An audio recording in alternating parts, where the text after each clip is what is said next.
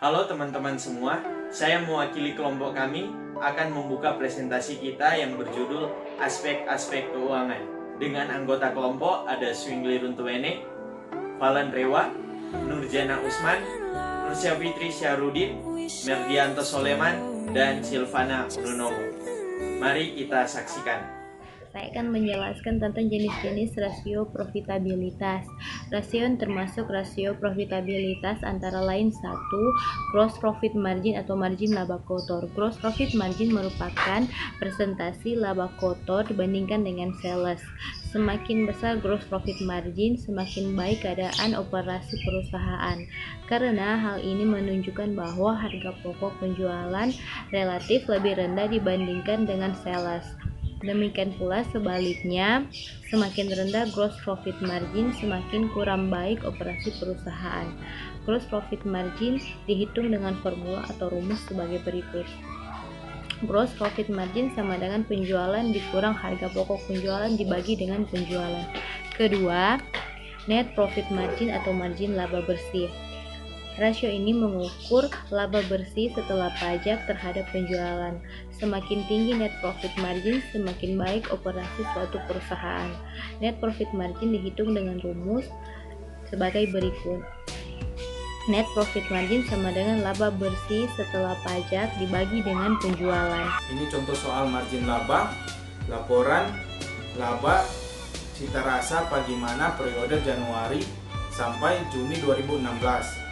Nah, dalam tabel ini terdapat penjualan bersih, harga pokok penjualan atau HPP, laba kotor, biaya, dan laba bersih. Untuk mendapatkan nilai laba kotor, penjualan bersih itu dikurang dengan HPP. Dan untuk mendapatkan laba bersih, penjualan bersih dikurang HPP dan dikurang biaya. Setelah didapatkan laba bersih, dimasukkan ke dalam rumus net profit margin sama dengan laba bersih dibagi dengan penjualan dikali 100%. Contohnya pada bulan Januari 2016,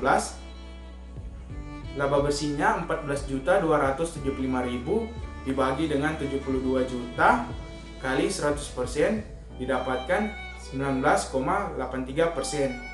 Pada bulan Februari didapatkan 5%, pada bulan Maret didapatkan 11,2%. Pada bulan April didapatkan 9,34%, pada bulan Mei didapatkan 3,37%, pada bulan Juni didapatkan 15,09%. Nah, dari data yang diketahui bahwa semakin tinggi net profit margin, maka pengoperasian suatu perusahaan semakin baik. Oke teman-teman, selanjutnya adalah analisis ROI. Pasti teman-teman penasaran kan, apa itu analisis ROI? Analisis ROI atau Return on Investment memiliki arti yang sangat penting bagi sebuah perusahaan atau sebuah usaha. Dimana dengan analisis ROI ini, kita bisa melihat keuntungan yang kita dapatkan setelah kita menanamkan modal atau menginvestasikan modal pada suatu perusahaan. Nah, analisis ROI ini dapat kita gunakan dengan rumus ROI sama dengan Net Operating Income atau keuntungan bersih yang telah kita kurangi dengan pokok dibagi dengan operating asset atau aset yang diperlukan selama beroperasi. Kemudian dikali dengan 100. Nantinya kita akan mendapatkan hasil dalam bentuk persen. Misalnya, net operating income yang kita dapatkan adalah 1,5 juta yang telah dibagi oleh pokok yang kita telah tanamkan. Jadi 1,5 juta itu bersih. Dibagi dengan operating asset. Operating asset yang kita miliki adalah 7,2 juta. Nantinya kita akan mendapatkan hasilnya yaitu 1,5 dibagi dengan 1,5 juta dibagi dengan 7,2 juta. Hasilnya adalah 0,20. Nantinya 0,20 ini akan kita kalikan dengan 100 dan kita akan mendapatkan hasil yaitu 20%. Jadi 20% itu merupakan keuntungan yang kita dapatkan dari modal yang sudah kita tanamkan atau investasikan. Misalnya modal yang kita investasikan adalah 10 juta. Jadi keuntungan kita adalah 20% dari 10 juta itu. Terima kasih. Soal perhitungan ROI. Jadi, misalnya perusahaan A berinvestasi senilai 500 juta pada sebuah usaha peluncuran produk terbaru. Setelah peluncuran produk tersebut, perusahaan A mendapat jumlah penjualan sebesar 900 buah. Jumlah total dana dari penjualan tersebut mencapai angka 600 juta. Jadi di sini ada 3 langkah yang harus kita ketahui. Langkah pertama ialah menentukan jumlah laba atas investasi sebesar 100 juta. Langkah kedua yaitu mengetahui jumlah investasi awal sebesar 500 juta. Langkah terakhir ialah menyusun persamaannya. Jadi di sini sudah kita ketahui rumus menghitung ROI adalah total penjualan kurang investasi per investasi kali 100%. Jadi laba investasi sama dengan 600 juta. 600 juta itu jumlah penjualan tadi 600 juta kurang 500 juta investasi per 500 juta kali 100% sama dengan 20%. Jadi keuntungan yang kita dapat adalah 20%.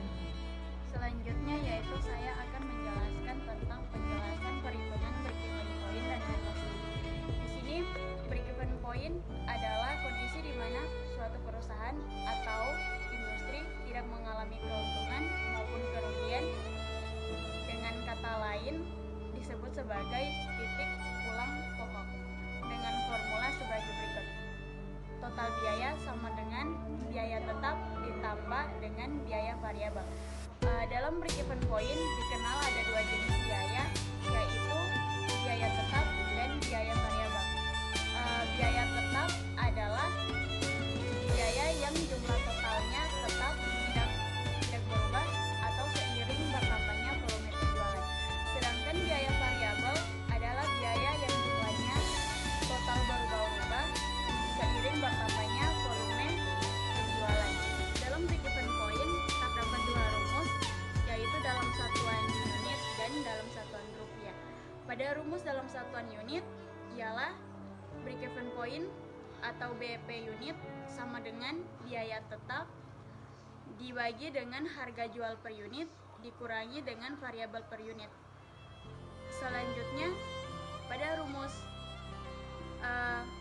break-even point pada satuan rupiah yaitu 1 dikurangi hasil dari biaya tetap dibagi dengan biaya variabel. Selanjutnya hasil tersebut dibagi dengan volume penjualan. Dalam break-even point terdapat istilah MOS atau dengan kata lain margin of safety dengan rumus sama dengan PR atau penjualan yang direncanakan dikurangi dengan penjualan BEP dibagi dengan penjualan yang direncanakan atau PR dikali dengan 100%. Ini adalah rumus dari break-even point dalam satuan unit dan dalam satuan rupiah. Oke, yang pertama kita akan mencari break-even point dalam bentuk rupiah menggunakan rumus. Jadi BEP rupiah itu sama dengan FC atau biaya tetap, nanti akan kita bagi dengan VC atau biaya variabel dikurang 1 kemudian dibagi dengan volume penjualan. Contoh soalnya sebagai berikut. Yang pertama, kapasitas produksi yang mampu dipakai adalah 1000 unit mesin martil. Harga jual persatuan dikirakan sebanyak 5.000 per unit. Total biaya tetap sebesar 150 juta dan total biaya variabel sebesar 250 juta. Kemudian cara penyelesaiannya adalah menggunakan rumus yang sudah saya jelaskan tadi, di mana FC itu atau biaya tetap sebanyak 150 juta kemudian dibagi dengan 250 juta atau variable cost, kemudian dikurangi 1 dan dibagi pokok penjualan 500 juta. Pertama-tama kita harus mengerjakan yang 250 juta dulu dikurangi 1 kemudian dibagi 500 juta. Dan kita akan menemukan hasil yaitu 0,5. Jadi Hasilnya adalah 150 juta dibagi 0,5 dan hasilnya yaitu 300 juta. Yang kedua, kita akan mencari break even point dalam unit. Sebelum mencari break even point dalam unit, kita harus mencari nilai dari total biaya variabel per unit itu dengan cara jadi nilai kita masukkan ke dalam rumus menjadi biaya tetap 150 juta 1 dikurangi biaya variabel 250 juta bagi 500 juta, dan pertama kita harus mencari nilai dari 1 kurang biaya variabel bagi penjualan. Jadi 1 dikurangi 250 juta bagi 500 juta sama dengan 0,5. 500 juta ini didapatkan melalui 100.000 unit martil dikali dengan Rp500 per unit. Setelah hasilnya didapatkan, biaya tetap dibahagi dengan hasil yang didapatkan menjadi 150 juta dibahagi 0,5 mendapatkan 300 juta. Jadi hasil yang didapatkan dalam break even point dalam bentuk rupiah itu sebesar 300 juta rupiah.